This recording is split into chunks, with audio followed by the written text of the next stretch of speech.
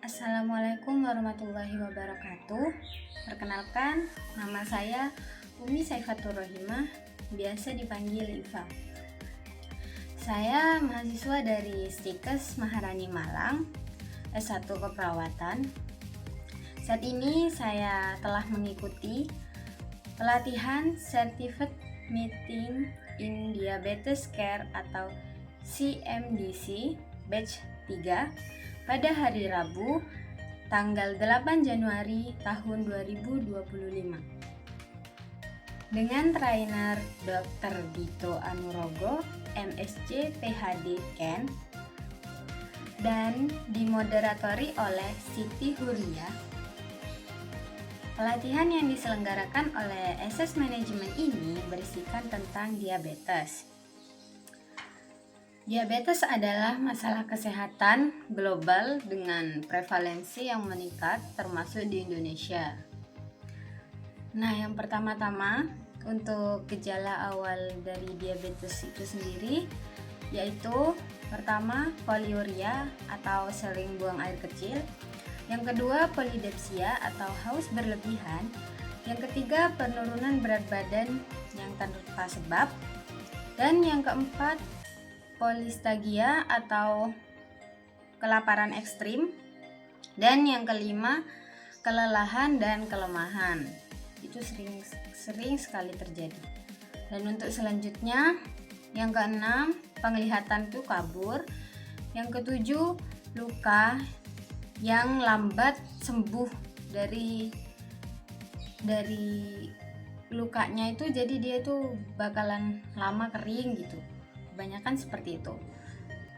Lalu yang kedelapan ada kesemutan atau mati rasa di tangan dan kaki, dan yang kesembilan yaitu patch kulit gelap, dan yang kesepuluh infeksi saluran kemih atau jamur yang sering.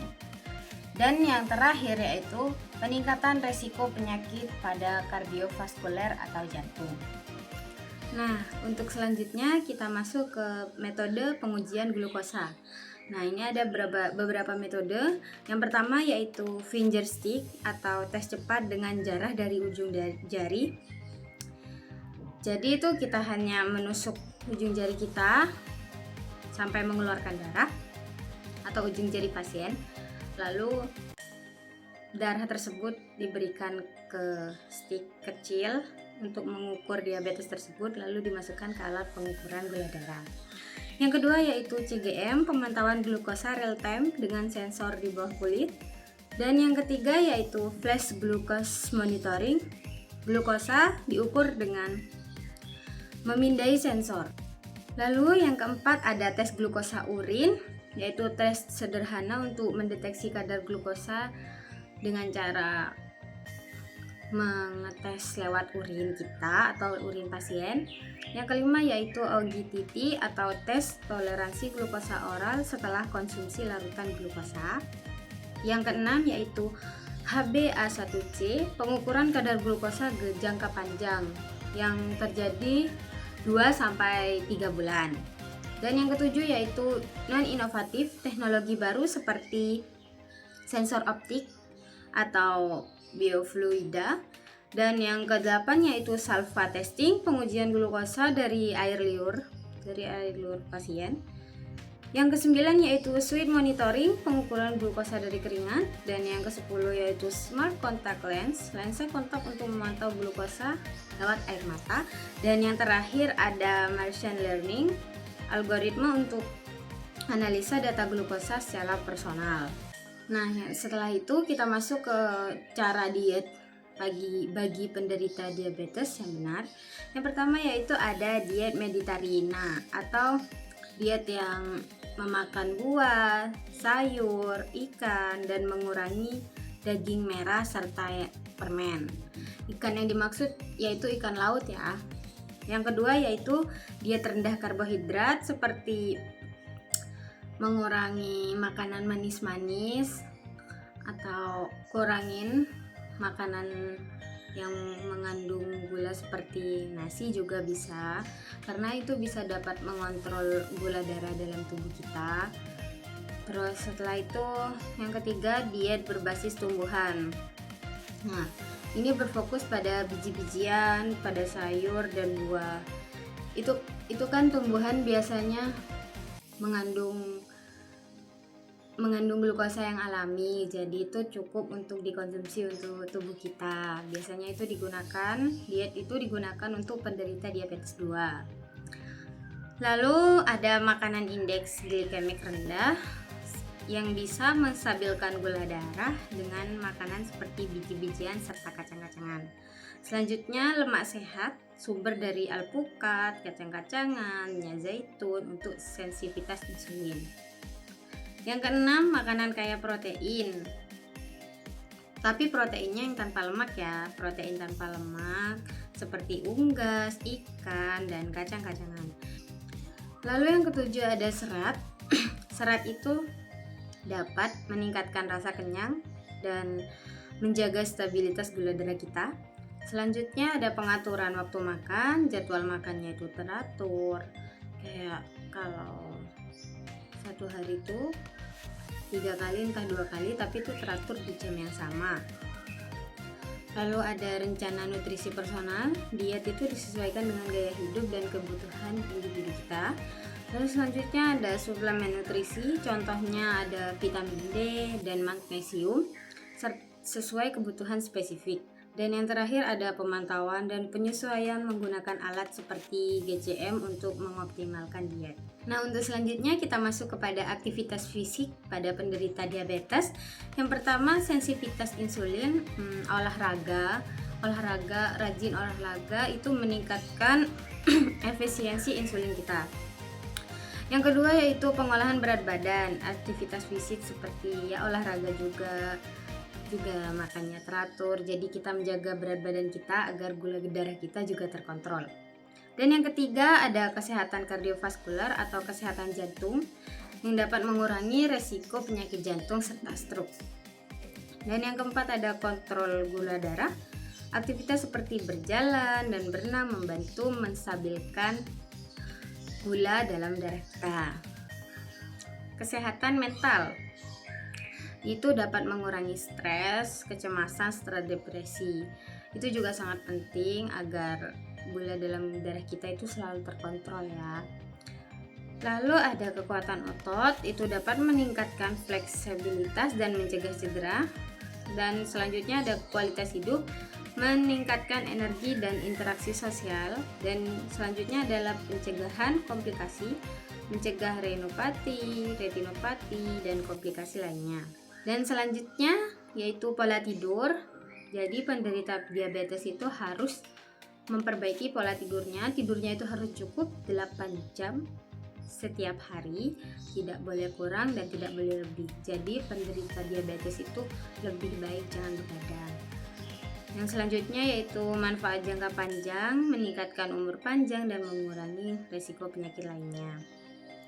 Yang terakhir ada rencana latihan personal, disesuaikan dengan kebutuhan individu dan keamanan dan efektivitas.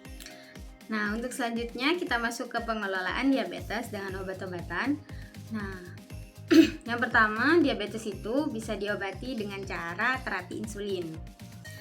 Terapi insulin itu seperti memasukkan sesuatu ke dalam tubuh kita, memasukkan insulin melewati abdomen gitu.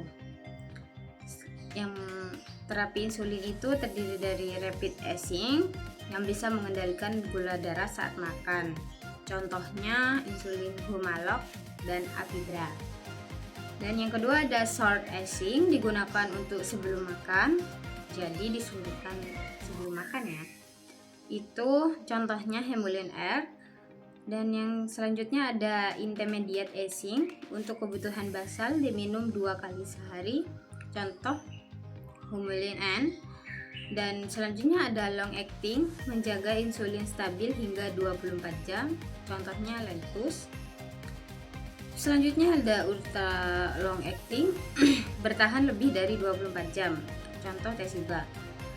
Dan untuk terakhir ada premixed, kombinasi untuk kenyamanan suntikan. Nah, untuk yang kedua, pengelolaan diabetes dengan obat-obatan yaitu ada metformin. Obat ini pertama di diabetes tipe 2. dapat menurunkan produksi gula di hati dan meningkatkan sensitivitas insulin.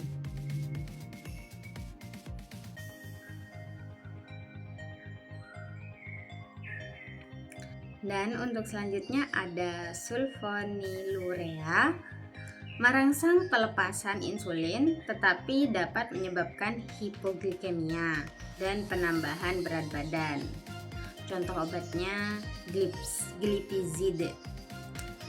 Yang keempat ada TZDS, yaitu meningkatkan sensitivitas insulin, terapi resiko retensi cairan dan gagal jantung. Contoh pioglitazone.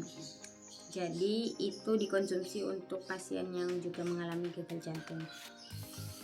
Dan yang kelima ada DPP-4 inhibitors, yaitu dapat meningkatkan insulin dan menurunkan glukagon dengan resiko rendah hipoglikemia. Contohnya seperti sitagliptin.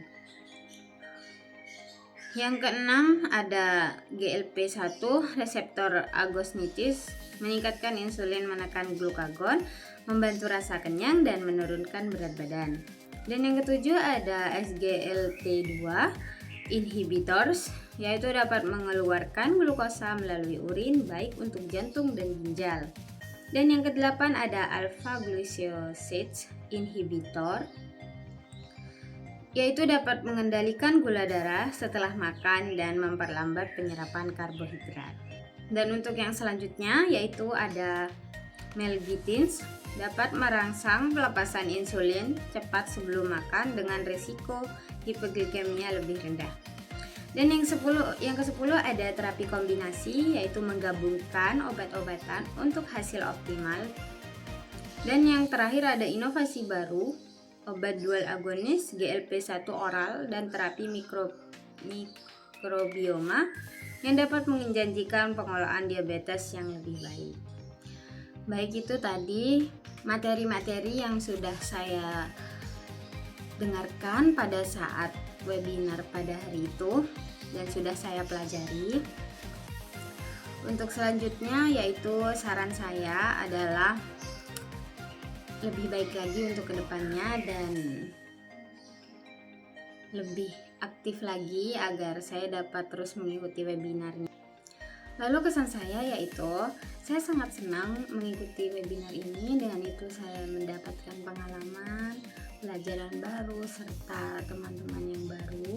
Nah, untuk selanjutnya pesan untuk pasien yang mengalami diabetes, harap dijaga pola makannya, pola tidurnya, serta rutin olahraga ya.